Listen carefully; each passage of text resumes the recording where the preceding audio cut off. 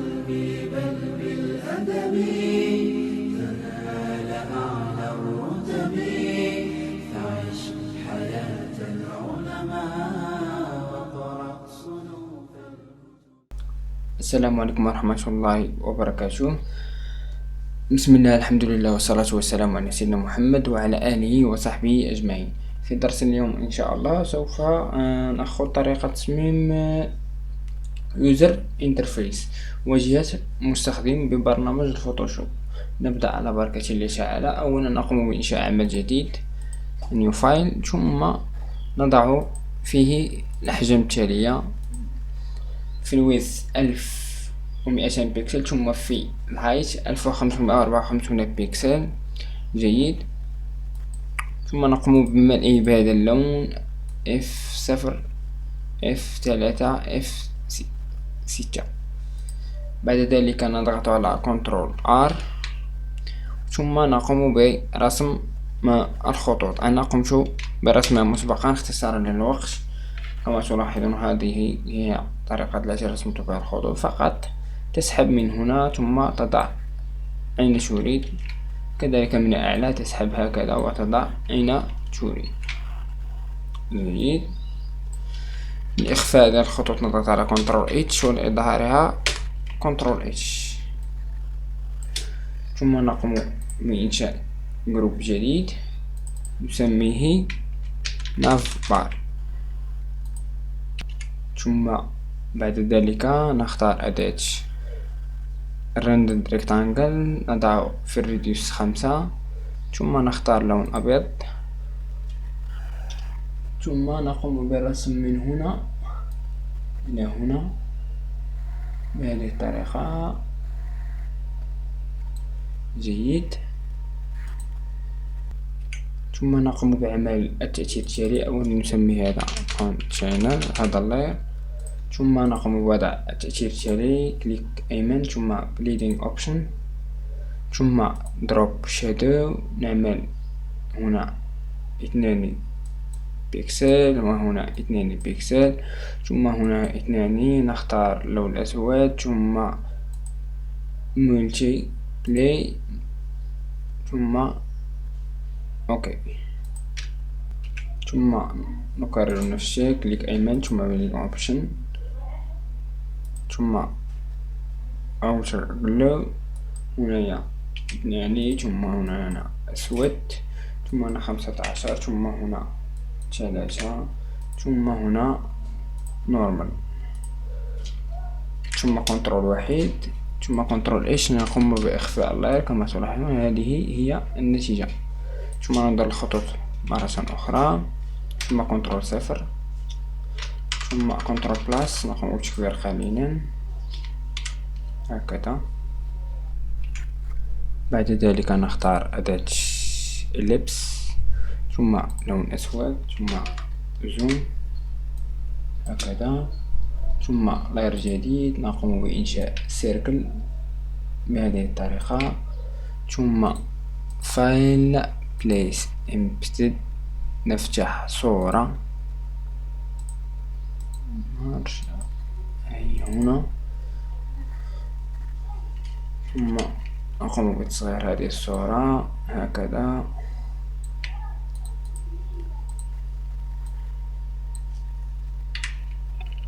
ثم نقوم بتصغير مرة أخرى. جيد هكذا.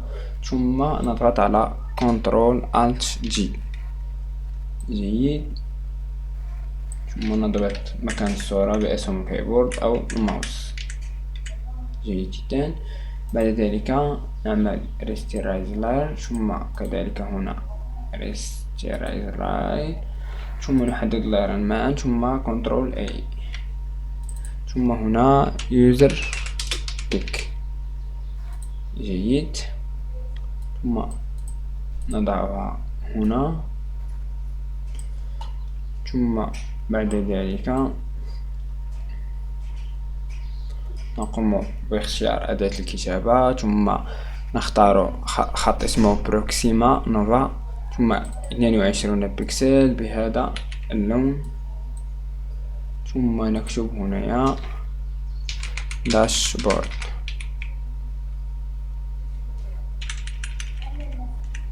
داشبورد هكذا، ثم نقوم بضبط المكان، نسحب هكذا إلى هنا. جيد، كنترول اتش، جيد جدا. مرة أخرى كنترول اتش. الآن سوف نعمل على الأيقونات، سوف نذهب إلى فونت أوسم.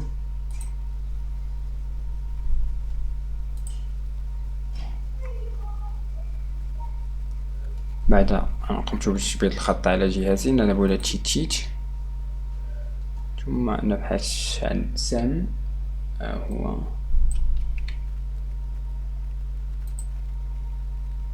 ثم أقوم هنا باختيار أداة الكتابة، ثم أضغط هنا أضيف لاير جديد أولا، ثم أضغط هنا أختار فونت أوسم هكذا، ثم أعمل بيست. جيد، ثم أقوم بسحب هذا الخط إلى هنا.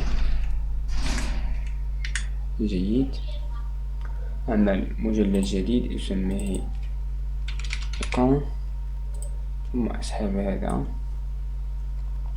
أعمل ديبليكيت لنفس الخط،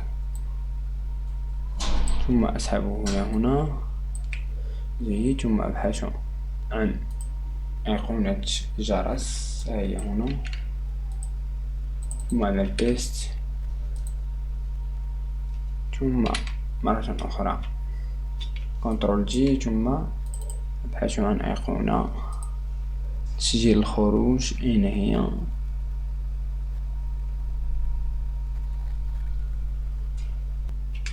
ها هي هنا. جيد، أعمل بيست. جيد هكذا، أقوم بتصغيرها قليلا، هذا 16 بكسل، وهنا 16 بكسل. جيد، سوف أضع 18، وهنا كذلك 18، ثم أسحب هذه إلى هنا هكذا، ثم أسحب أيقونة الجرس هكذا بهذه الطريقة، ثم هنايا أغير الاسم إلى بل، ثم هذه إلى لوج أوت، ثم هذه سوف أحولها إلى ريستريز لاير، ثم أختار أداة اللبس، ثم أختار لون هذا، أعمل زوم، ثم أرسم هنا سيركل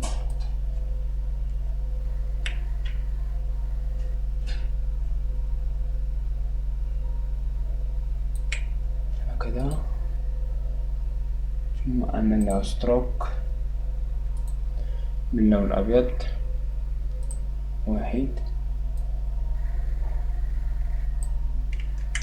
ثم أضعه هنا، كنترول 1 لأرى النتيجة. جيد هكذا. جيد، ثم هذه أعمل كذلك ريستريز لاين وأدمجها مع هذه بالضغط على كنترول A، ثم هنا هكذا، وهذه الريو ليفت حسب الأيقون فقط، ثم الأيقونة أقوم بتصغيرها قليلا هكذا،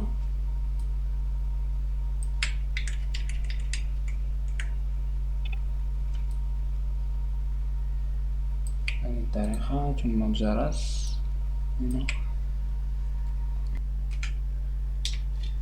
نضغط على كنترول إيش. كما تلاحظون هذه هي النتيجة. انتهينا من النافيجيشن. الآن سوف نتوجه إلى ننشئ مجموعة جديدة نسمى يوزر بروفيل، ثم اختار اللون الابيض، ثم اداة الرندر ريكتانجل، ثم نقوم بالرسم هنا الى هنا هكذا. جيد. ثم نسميها كونتينر هذا، ثم نسحبه الى هنا، ثم نقوم بالذهاب الى هذا الكونتينر الخاص بالنافيغيشن، ثم نركب لاير ستايل، ثم نقوم بنسخه هنا. جيد. بعد ذلك اختار أداة إليبس، ثم أنشئ لاير جديد، ثم أقوم برسم دائرة بهذه الطريقة، ثم أعمل فايل بليس امبيدد، ثم نختار الصورة التي اخترتها من قبل، ثم كنترول ناقص، ثم أسحب الصورة إلى هنا، أضغط على كنترول الت جي، ثم كنترول تي أقوم بصغر الصورة هكذا. جيد. ثم كنترول واحد، ضغطت مكان الصورة، ثم كليك أيمن ريسترايز لاير، ثم هنا كذلك ريسترايز لاير، ثم أقوم بشد اللاير معا، ثم كنترول اي، ثم هنا يوزر بيكتشر. جيد. ثم أقوم بسحب الصورة قليلا هكذا.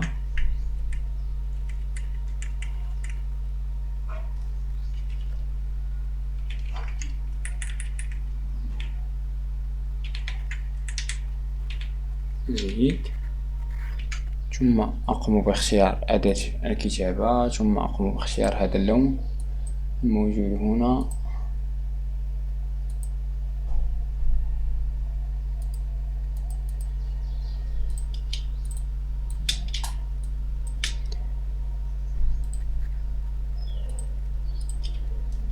ثم أداة الكتابة، ثم أختار خط بروكسيما، ثم ريجولر، ثم 22 بكسل، ثم أكتب هنا اسم اليوزر مثلا محمد علي، ثم أقوم بسحب هذا إلى هنا، ثم أضبط مكان.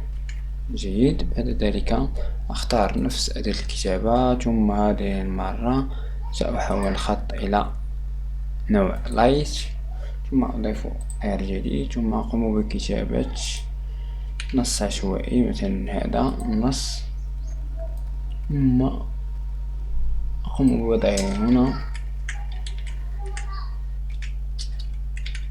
كذا. كنترول إيج. جيد. ثم ذلك أنشئ مجموعة جديدة أسميها بوتون، ثم أختار أداة رندر ريكتانجل، ثم أختار هذا اللون. جيد. ثم أقوم هنا بإنشاء مثلا هنا زر، أظن أن الزر كبير نوعا ما، كنترول على زد، ثم أعود لرسم زر أصغر هكذا بهذه الطريقة. جيد. ثم أضبط مكانه كذا، ثم أختار أداة الكتابة مثلا محمد علي، أنا ريجولر. جيد. ثم هنا أختار هنا أغير الاسم إلى BTN، ثم أضيف لاير جديد، أختار اللون الأبيض، ثم أكتب هنايا بروفيل، ثم أقوم بصغر الخط هكذا. جيد. أظن أن الخط رقيق شيء من ما، سوف نقوم بتسميك مثلا بولد، لا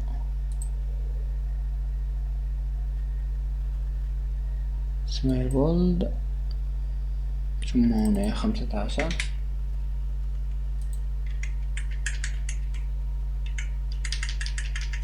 هكذا جيد. أعمل كنترول اتش، قم بسحبه قليلا إلى الأسفل بهذه الطريقة. الآن جيد جدا. نقوم بعمل كولابس للجروب اتش، ثم نقوم بإنشاء جروب جديد نسميه شات، ثم نقوم بإنزاله إلى الأسفل، ثم نختار أداة رند ريكتانجل لون أبيض، ثم نقوم برسم كونتينر إلى هنا فقط، ثم نسمى اللاير كونتينر، ثم نعمل له بيست ستاك كما عملنا سابقا. كما تلاحظون هذه هي النتيجة. ثم نقوم بإنشاء مجموعة نسميها، عفوا أنا قمت بإنشاء لاير، ننشئ هنا مجموعة نسميها مسج 1، ثم هنا نقوم بعمل ديبليكيت لهذه الصورة، بروفيل يوزر بيكتشر، نعمل ديبليكيت ونقوم بوضعها الأعلى. جيد. نضعها بس أخرج من الجروب، ثم أضعه بداخل مسج، ثم أسحبه هنا كنترول تي، أقوم بتصغيرها هكذا، ثم كنترول تي أقوم بتكبير قليلا فقط هكذا. من الأول كنترول تي، أقوم بتصغير. جيد.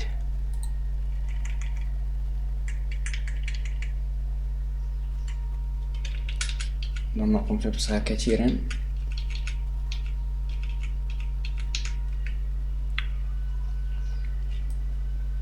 كنترول تي، أقوم بتصغير هكذا. جيد. ثم أختار أداة رندر ريكتانجل، ثم أختار هذا اللون، ثم أعمل زوم، ثم أقوم برسم شكل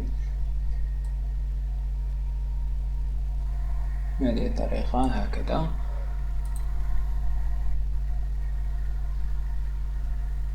ثم هنا أختار أداة بوليغون تول، ثم أضيف لاير جديد، ثم أقوم بعمل نفس اللون، أقوم بعمل هذا السهم، ثم أسحبه إلى هنا، أضغط على كنترول اتش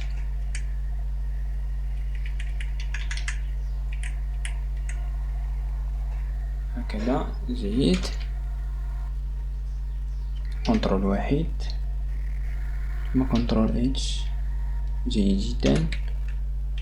ثم أقوم باختيار الكتابة، ثم خط، أختار لايت، ثم 11 بكسل، ثم بهذا اللون. هنا أضيف لاير جديد، ثم أقوم بكتابة الرسالة مثلا hello are you going to the party tonight.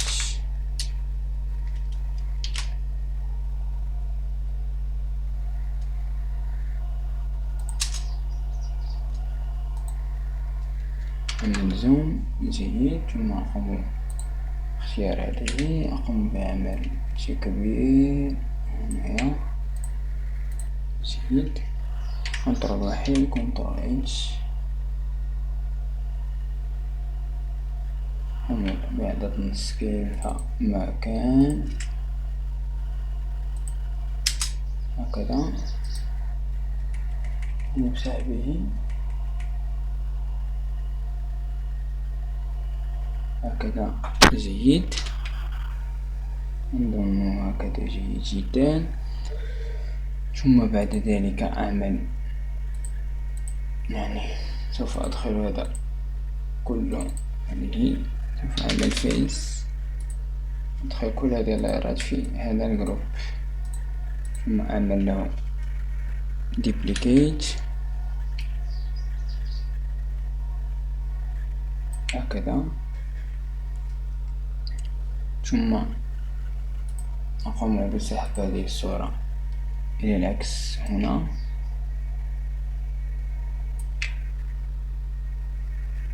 ثم هذا السهم سوف أعمل له روتيت بهذه الطريقة، عفوا روتيت هكذا، ثم أسحبه إلى الجهة الأخرى هكذا، أعمل كنترول H،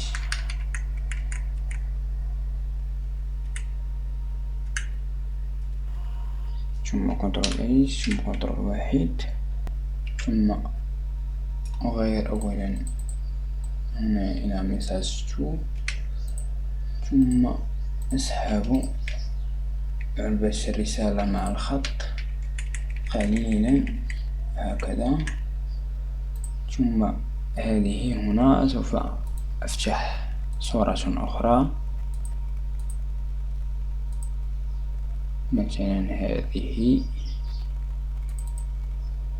ثم أقوم بتصغيرها هكذا، ثم أسحبها إلى هنا، ثم كنترول Alt G هكذا جيد، ثم أعمل كنترول A، ثم أغير هذه إلى فيس جيد، ثم أغير نص الرسالة إلى I think so if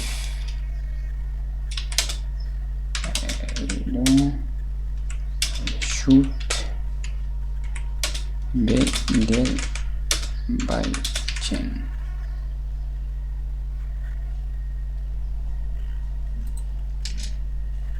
هكذا جيد، ثم أقوم بتغيير الباك جراوند إلى هذا اللون، ثم حتى السهم إلى هذا اللون، والنص إلى اللون الأبيض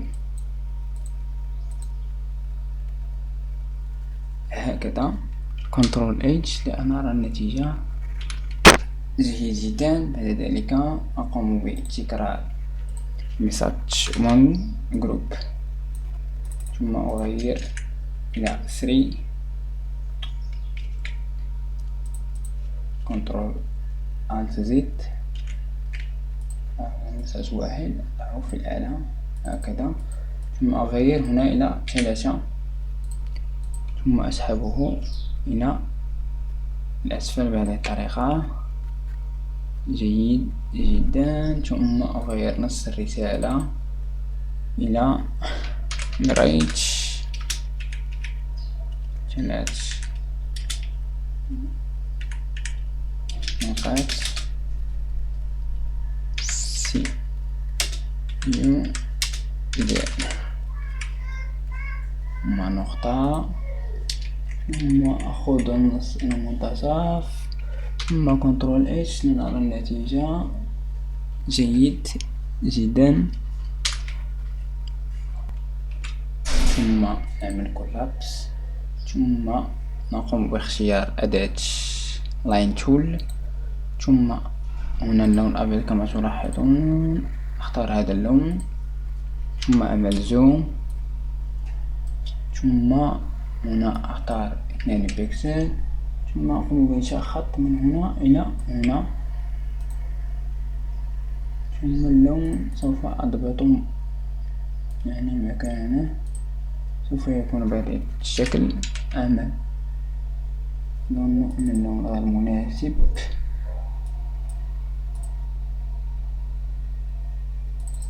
قليلا إلى الأسفل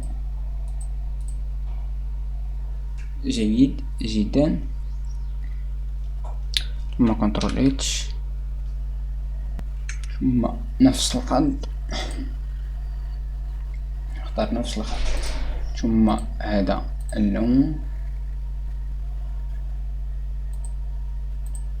ثم أعمل زوم، ثم أكتب هنا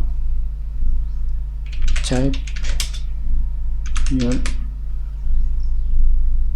message، ثم 3 نقاط،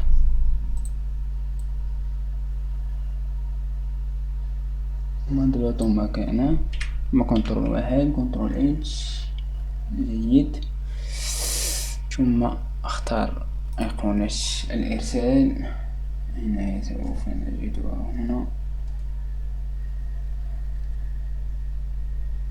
هنا أختار خط فونت أوسم، هنا فونت أوسم، ثم أعمل بيست، ثم أقوم بتكبير الخط، أحدد أولا الأيقونات، ثم أقوم بتكبير الخط، أظهر أولا الأسهم، أو عفوا يعني الجريد، ثم مرة أخرى أضيف الجيد، ثم أختار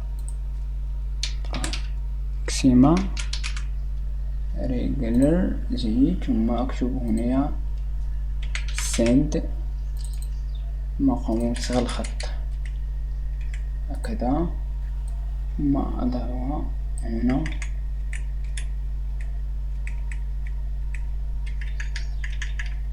ثم كنترول اتش لنرى النتيجة. هنا أغير الخط إلى سمير بولد،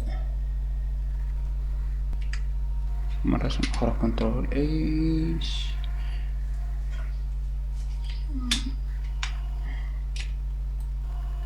أظن أن كل شيء تمام جدا. أعمل كولابس لهذا الجروب، وهذا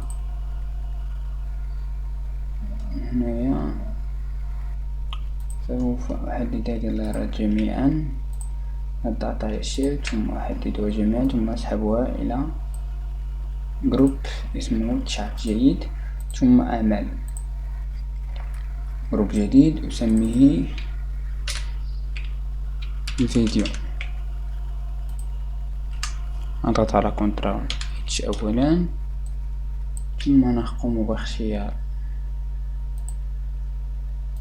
هنا هذا اللون أبيض، ثم أداة render rectangle، ثم نقوم بإنشاء هذا الشكل هنا، جيد، أسحب إلى فيديو، ثم أعمل له بيس لاير ستايل، ثم أغير هنا إلى container، جيد، ثم أقوم بعمل place embedded photo، سوف أعمل هذه الصورة هنا، أقوم بتكبيرها هكذا، جيد، ثم أضغط على كنترول جي، جيد جدا، ثم أعمل كنترول اي،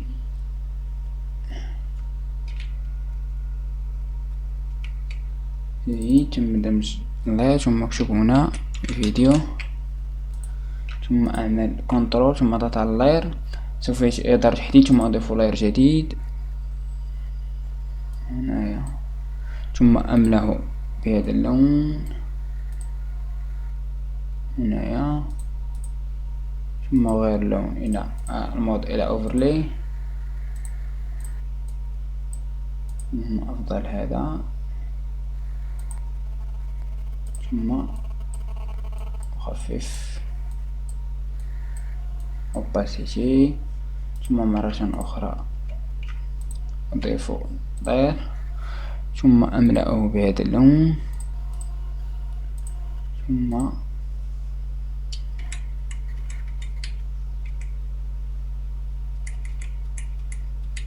أغير المود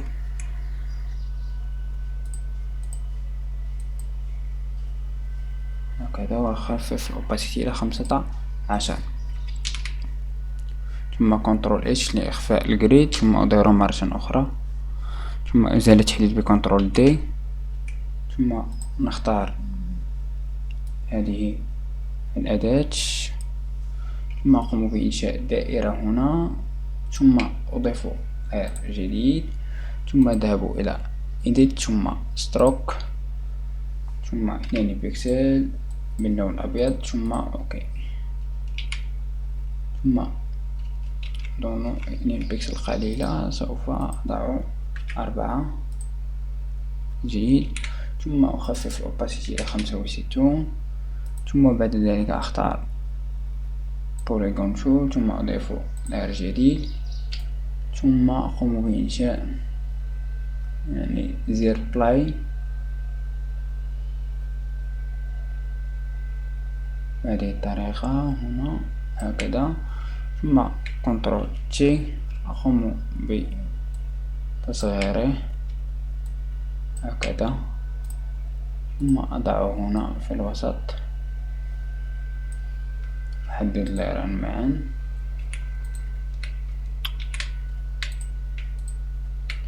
ثم أضعه في السنتر بهذه الطريقة. جيد، ثم أذهب هذا اللاير، ثم أذهب إلى فلتر، ثم أوذر، ثم مينيموم، ثم convert to smart object، ثم نغير هذه إلى rendered، ثم أضع هنا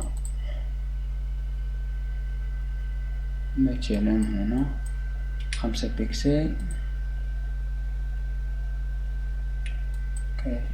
خلي 5 بكسل 2،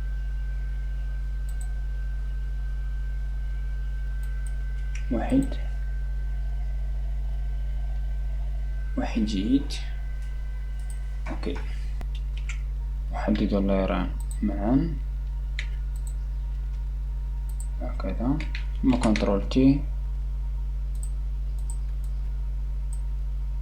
ثم أقوم بتصغير هكذا، ثم أضعهما في وسط العمل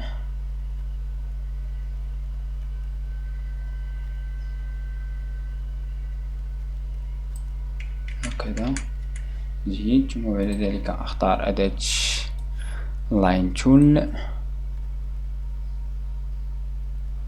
ثم أختار اللون الأبيض، ثم أقوم برسم لاين من هنا إلى هنا. جيد جدا، ثم أعمل له duplicate، ثم أقوم بتغيير اللون إلى هذا، ثم كنترول تي، أقوم بتصغير إلى هنا.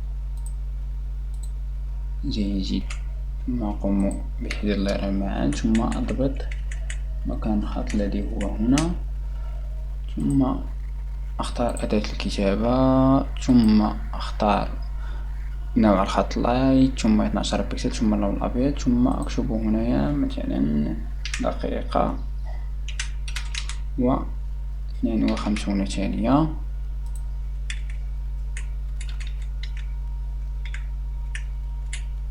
جيد، ثم أعمل لها كنترول جي، أقوم بسحبها لجهة مقابلة، ثم هنا أضع 0 مثلا 0.8 ثواني، هنا نتيجة أو أكثر، مثلا دقيقة، هنا ماينس. أحدد هذه الليرات معا،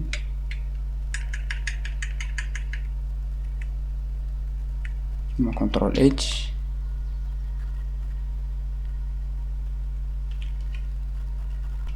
جيد، لمكان مضبوط، ثم بعد ذلك أختار أداة اللبس، ثم لون أبيض، ثم أعمل زوم، أقوم برسم دائرة بهذا الشكل، ثم أغير لون إلى الأبيض، ثم أولا أقوم بالعودة إلى الخلف، ثم بعد ذلك أنشئ لاير جديد، ثم أقوم بإنشاء دائرة هكذا، ثم اللون الأبيض، ثم كليك أيمن، ثم بليدنج أوبشن، ثم يعني شادو أضع 5 بكسل، ثم 5 بكسل، ثم 9 بكسل، ثم ملتبلاي، ثم أقوم بسحب الزر إلى هنا، ثم كنترول واحد، ونشوف شكل الدائرة غير مضبوط، سأعيد رسمه هكذا، ثم كليك أيمن بليدنج أوبشن كما قلت 5 بكسل 5 بكسل 9 بكسل في الأوباسيتي لون أسود، ثم زوم أقوم بسحب هذا إلى هنا كما تلاحظون، ثم كنترول واحد، ثم كنترول اتش لإزالة الجريد. هنا سوف أعمل هكذا، ثم شاب لنرى نتيجة التصميم. كما تلاحظون كل شيء تمام. هنا فقط أحتاج لتعديل، هنا سوف أوتو سيلكت هذه الأيقونة ظهر الجريد، أقوم بسحبها إلى الأعلى هكذا، ثم تكست أقوم بسحبها إلى الأعلى قليلا هكذا، ثم ألغي أوتو سيلكت، ثم كنترول اتش. زي كل شيء الآن تم تعديله، طاب كل شيء تمام. هذا فقط كان الجزء الأول من الدرس، سوف نكمل بعد قليل إن شاء الله تعالى.